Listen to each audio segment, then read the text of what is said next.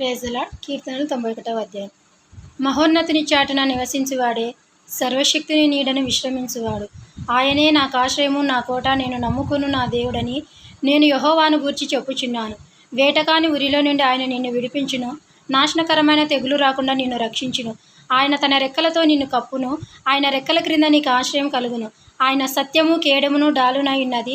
రాత్రివేళ కలుగు భయమునకైనను, పగటివేళ ఎగురు బాణమునకైనను, చీకటిలో సంచరించు తెగులునకైనను, మధ్యాహ్నమందు పాడుచే రోగమునకైనను నీవు భయపడకుందువు.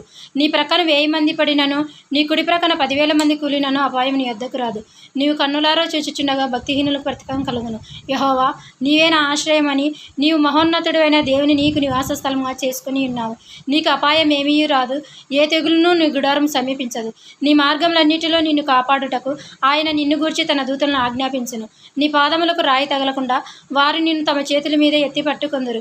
నీవు సింహములను, నాగుపాములను త్రొక్కెదవు, కొదమ సింహములను భుజంగములను అనగద్రొక్కెదవు. అతడు నన్ను ప్రేమించుచున్నాడు గనుక నేను అతన్ని తప్పించెదను. అతడు నా నామం ఎరిగినవాడు గనుక నేను అతని గనపరచెదను. అతడు నాకు మొర్రపెట్టగా నేను అతనికి ఉత్తరం ఇచ్చేదను. శ్రమలో నేను అతనికి తోడై ఉండెదను. అతని విడిపించి అతని గొప్ప చేసేదను. దీర్ఘాయు చేత అతను తృప్తిపరచెదను.